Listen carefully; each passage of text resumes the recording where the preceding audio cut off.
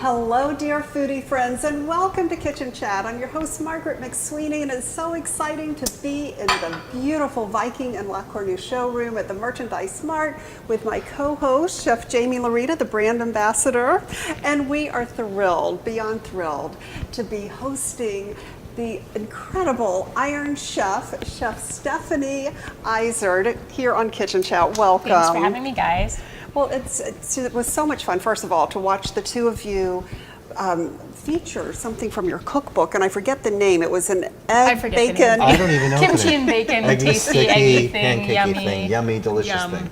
And we'll make sure we have a link to that video so you can cook along with Chef Stephanie and also with Chef Jaime. But we're so excited to chat about your new cookbook and all the great things you have going on both inside and outside of the kitchen. You are a restaurateur as well, and you're opening a new restaurant in LA. We are opening a Girl and the Goat. So it's the first venture outside of Chicago for myself and for my partners with their other restaurants. So I'm excited, I'm nervous, I'm all the things, as you should be when you're opening a restaurant. And then you're balancing it, being mom to Ernie. Trying to balance it is a better way to put it. Each day is sort of, a different challenge, waking up and thinking, how is this going to work today? Right. But definitely making as much time as possible to hang out with Ernie, and also, finding time to squeeze in work in between. So it works, but each day is a little bit different. I have to ask Stephanie a couple of questions about being a chef and being a top chef. What did you do to prepare for that? Like when you first got onto the show, what did you have to do to prepare for that? Nothing. So Top Chef, and that was now 10 years ago. Oh my goodness. At least, well wait, I'll be 42 this year. It was almost 12 years ago, my season. But I still remember I called my friend Dale Levitsky, who was on a season before me, and I said, do you have any advice for me? And he said, the only thing I'm going to say to you is, one, you're going to eat so much junk food, be prepared, they give you nothing to eat. And I was like, okay. And two, wait, what was the other? And he said, you're not, just beware you're not going to get any sleep. He's like, but I'm not going to tell you anything else. You have to just get there and kind of figure it out. And I got there, and you can't really prepare because you don't know what you're preparing for. I did memorize a cake recipe because I did watch the seasons before me, and I know that when people have to do desserts, they kind of always freak out. That's what I would do. I would definitely memorize an ice cream, cake, all the basics. Some basics, yeah. Some basics. I think I ended up making a wedding cake on my season, which is still one of my, I think, proudest moments, although I look back and I'm like, wow, I didn't put any icing under the fondant because I had no idea. I'd never made a wedding cake before. My pastry chef friend, she's like, yeah, it just didn't stick because you didn't put icing underneath it. I'm like, information that would have been more useful a while ago. So when you were first, I read a lot about you, and I know that you grew up with a mom that loved to cook, and you were surrounded by cooking. Was this something that you wanted to have happen to your life? It's definitely not something I, sought out necessarily. I went to University of Michigan for undergrad. I was going to try to go to business school. I somehow made it, I look at it now, I'm like, I made it into business in a very different way. I went to culinary school to go into business. But I did always love cooking. I always cooked with my mom, so I think it was something that was inside of me. My family's a bunch of artists, and I think of cooking as its own form of art. Oh, definitely. Really. Absolutely. So I can't draw at all, so this is definitely my form of art. And it was just it wasn't until I went to culinary school and I walked into my first day of class and I was like, oh, this is what I'm meant to do. This is, you kind of feel like you're surrounded by your people. Right. And I get that. And I'm so intrigued because the main ingredient seems to be goat. And what inspired you to get the goat? The goat thing, my last name is a type of goat. So I read that. Yeah. I need to figure out what my last name means. Probably means jackass. Well, we'll have to find a farmer that raises those for you. Fine. Think of the restaurant name. Jamie and the Jackass. Sorry. It's all good. So I found out my last name was a type of goat, and my first restaurant was called Scylla, Scylla, and everybody mispronounced it, and it turns out that Scylla is a super evil sea monster. I didn't read the Odyssey, so I really had no idea. It's a very long book. It is. So I named my restaurant that, and I was like, well, if we're going to call it Girl and the Goat, we really need to actually cook goat. But I don't even think I'd eaten goat before we opened. Okay. I'd never cooked goat. So, because goat is one of the most eaten meats in the world, but in a lot of cultures they put really heavy sauces and spices on it because it can be a little bit overwhelmingly goaty, if you will, how lamb sometimes can be a little intense, goat can be as well. But the farm that we found has this goat that's just very pure tasting, reminiscent of almost like a cross between beef and pork more so than it tastes like lamb. A lot of people they're like, well, I don't like lamb. I'm like, but you'll like this. So what do you think about like vegetarian cuisine? I mean, our restaurant, we have a whole vegetarian section, and it's actually become one of our most popular areas, and we have a vegan menu as well. So we have a lot of folks come in that do vegetarian. I think it can be even more challenging to make vegetables taste good to people that like meat. Yeah. So if you're a vegetarian, like you're very excited about a plate of vegetables and things that are, but if you're someone like my husband, who to him a vegetable is steak, that ate vegetables, he'll come in and he eats the green beans because they have like this tasty vinaigrette on them. He eats the cauliflower because it has a nice balance. So it's taking vegetables and approaching them in the same way where you think of the layers of flavor, right, and not just kind of thinking, oh, it's just vegetables. But how can you make those delicious and celebrate their natural flavors? Right. I was vegetarian for 13 years. I wrote one cookbook in my life with Sarah McLachlan called Plenty, and it was a vegetarian cookbook. And I was known for making vegetables taste meaty. If that makes sense. Yeah. So. Yeah, you can bring them nice and make them nice and hearty if you kind of treat them with spices and just give them like the same amount of love, really. And cooking them, charring them a certain way to bring out the flavors. Yeah, and I'm a mom of 2 vegetarian daughters, and it was always a challenge making sure to get the protein. But as a mom and balancing everything and also developing a child's palate, what has Ernie been having a taste for? What have you introduced, and how do moms introduce cuisine to their kids? Any advice on that? We just we give them everything that we're eating and more, really. I mean, it's funny because I married a very picky eater, which people find very interesting, but it's I kind of treat them both the same. I'm like, just try it. Just try it. So we put everything. I'm picturing them both wearing bibs,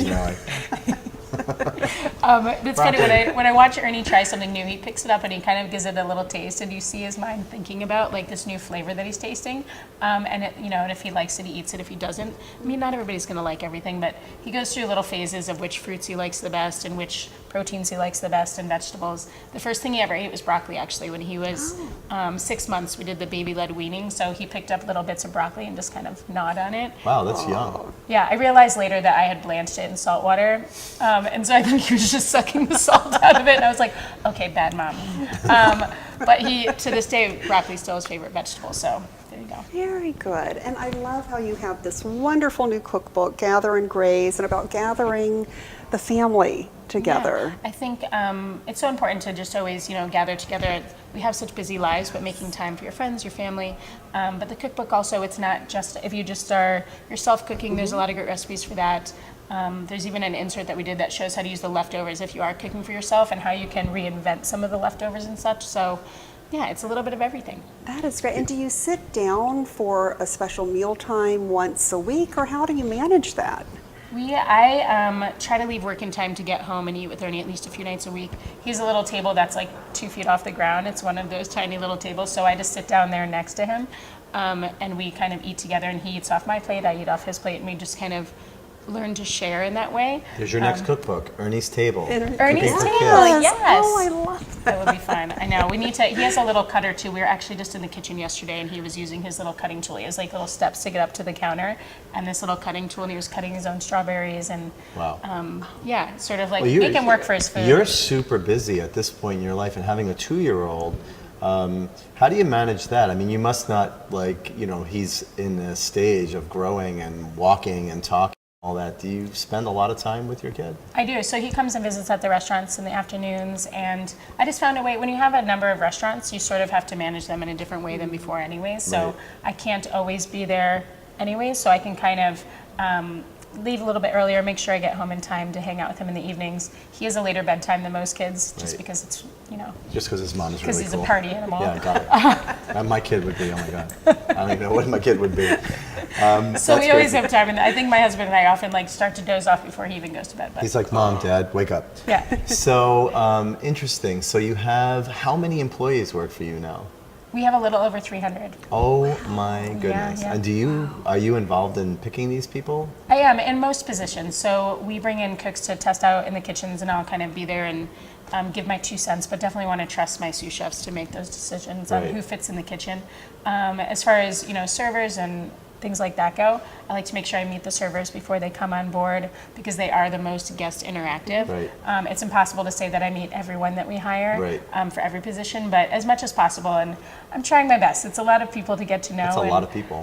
We've had a lot of people that have been around on our staffs for a number of years. So at Little Goat, I think a large percentage has been there since we opened 5 years ago, because it's just such a fun, like, close-knit unit. So it's a lot of fun to get to know people over the years. Well, I have to say, every person that I've ever met that has worked for you has always said amazing things about the team that works there. And for me, being somebody that really puts a lot of energy into my food, part of the reason why I can't do some of the things that you've done with the competition and all that, my hat goes off to you for being that type of person that can do that. I think sometimes for me, I think I get too emotional about what I put into the food. Oh yeah, for sure. So I think the staff is really important because your hand's not in it. That's part of the thing for being a chef, is that, you know, you have to have other people cooking your food. Yeah, it's very hard. I think something that I often say when if a bad review comes in or a guest is unhappy, I always relay, I'm like, they just think that, you know, it always comes back to me that, you know, that I didn't make that properly. It does come back to me. You have to train your staff properly and make sure that not everybody tastes things the same. The three of us could have the same thing to eat and have very different experiences just because of our palates. So it's really trying to just get everybody on the same page as much as possible. And I recently went to Duck Duck Goat and I loved it. I loved it. This is one of the best, I think, one of my favorite restaurants to go to in Chicago. You did a great job. And the decor is really great as well. The decor, of course you'd appreciate that, which I love. It's Avrico from New York. They came in and did that restaurant, and each room has a different theme and a story behind it. And when I walked into the restaurant while they were building it, like seeing it all transform into real life from paper, from the drawings, I got all, you know, goosebumps and started crying a little bit. I was like, this is so cool. Yeah. Now I have to make sure the food is as good as the decor. It all matters. Yeah. It It all does. matters. You're tasting the decor as well. It's true. And you did a lot of research before you even opened that. You did a lot of traveling, is that right? We did. I mean, we went to China for a total of a month. So we went for 2 weeks to mainland China and 2 weeks to Taiwan. But there's so much to see in China, and I would have to go back so many more times to really soak in the culture as much as I would like to. But we got a glimpse, and then we took some pictures and videos and things that we found, and came back and just did a lot of research. Now it's so great with the internet that you can actually research so many things. And we have a friend who's still in China, so we would send him emails saying, here's this picture, and we remember eating this, but what was in this? So he helped us kind of poke through and decipher a little bit. And what was the most unusual ingredient that you encountered and that you might be using in your dishes? I think it was more so learning techniques is really, to me, what Chinese food was figuring it out. I mean, the same ingredients do reoccur a lot of times. Pichon paste is really cool. It's a different type of sort of hot pepper paste that sits out in the sun for a whole year in Pichon, which is in the Sichuan region. So that's one of my favorite ingredients that we use. But a lot of techniques for making different dumplings and noodles. We decided that we wanted to make every one of our dumpling wrappers and all of our noodles in the house, just as like this sort of, I don't know, it was just like an ambitious thing that I just wanted to do. And it definitely took some time to make it all work. And now we have an amazing staff that is able to execute all of these things every day. But those techniques, you watch people doing it on our trip, making soup dumplings in like 3 seconds. And when I came back and tried it for the first time, it took me 3 minutes to make one.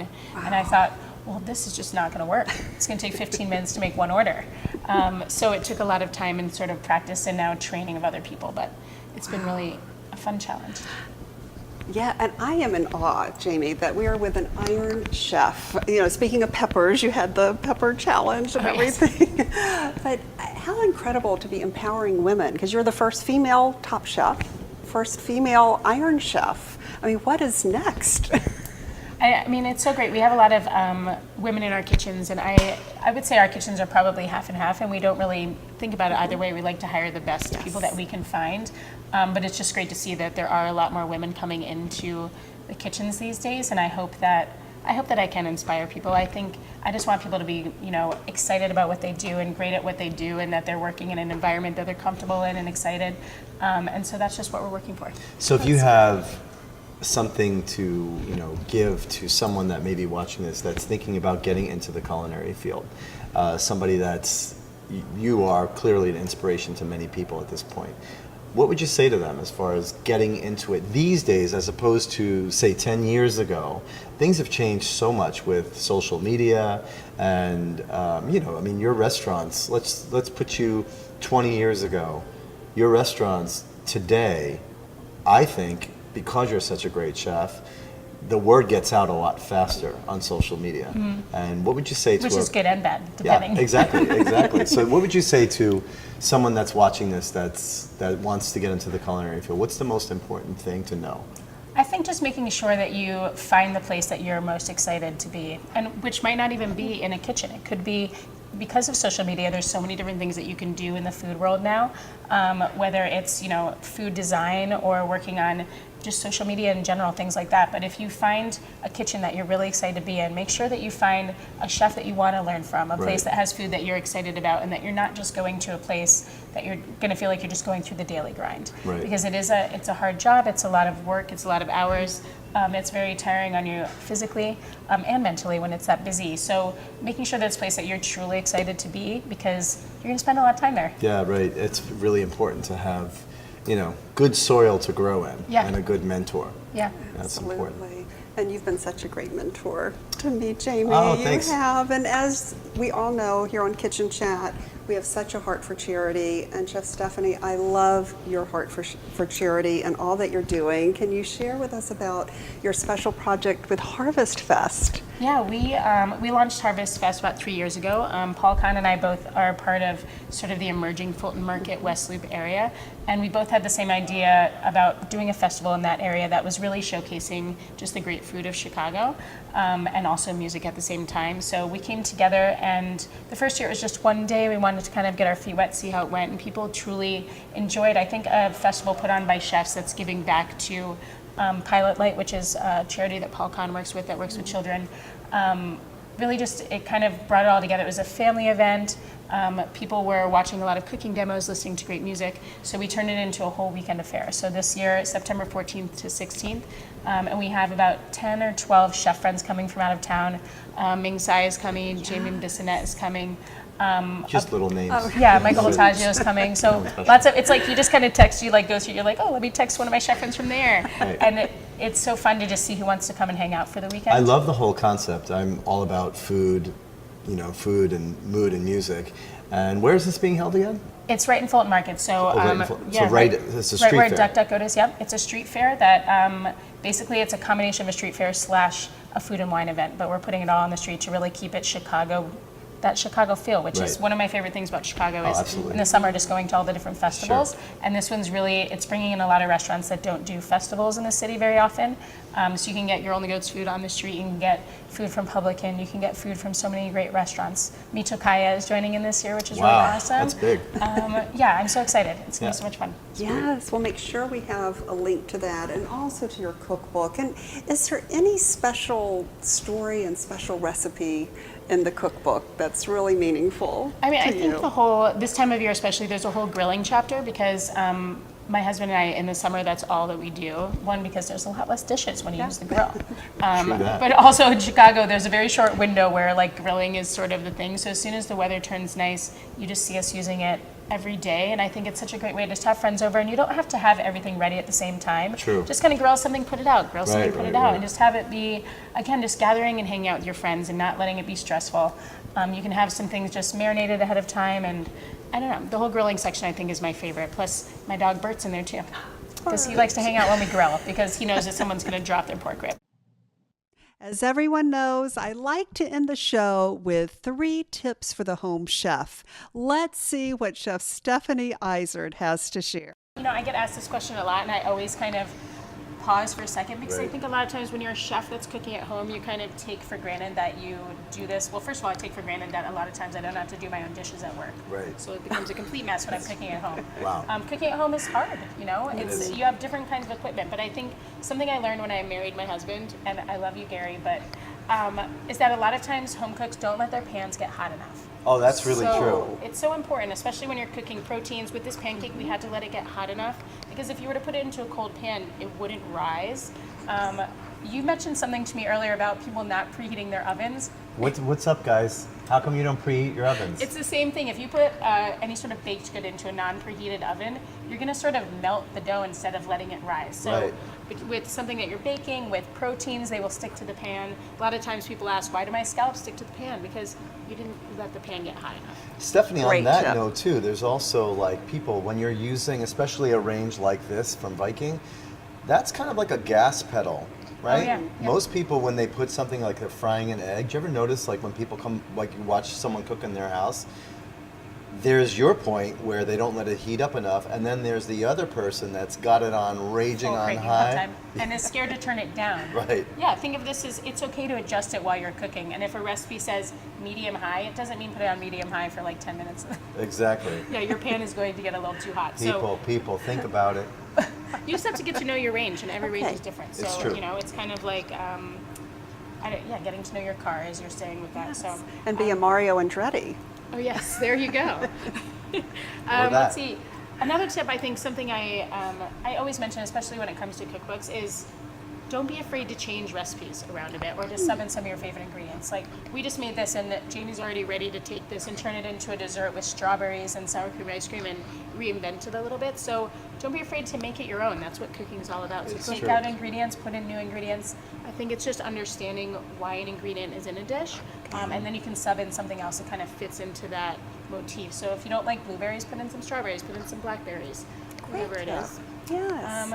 And that's a great tip as well. I mean, also, like, I always tell people when it comes to spices and learn your spices, like take them out and actually taste them. Taste them, smell them, understand them. Right, because that's going to inspire you to use them in different ways. Yeah. So in this dish that you made today, which by the way is so delicious, I could see so many different ways of twisting that You have recipe to to take make the it your own. basic pancake, but you can make so many things. With the spices, I always love to, we're testing spices because we have our own that are on the market, but you can take just plain chicken breast or chicken thighs and sprinkle on a little bit of spices on some different little pieces. I love taste testing things at home. It's Yeah. something that we do. But that's a good way to taste your spices on something really plain, so you kind of get an understanding of it, and you think, oh, this would be really great if I mixed it with tomatoes, or if I Right. added in some, So when different- you say plain, do you mean like a French fry or an apple slice? I do chicken is what I'm saying. Chicken. It's like it works really well. You could do potatoes also. Okay. Like just something that isn't going to affect the flavor of the spice at all, but when you taste it just raw, it kind of tastes a little bit different. So speaking of your spices, you have lots of things on the market as far as products.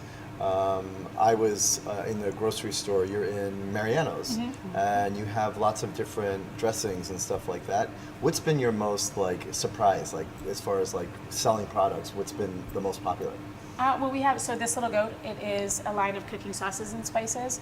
I guess it's, well, maybe the opposite of a surprise, but our biggest seller, which is my favorite, in-house, we call it the saute. It's what we cook our green beans in it, Girl and the Goat.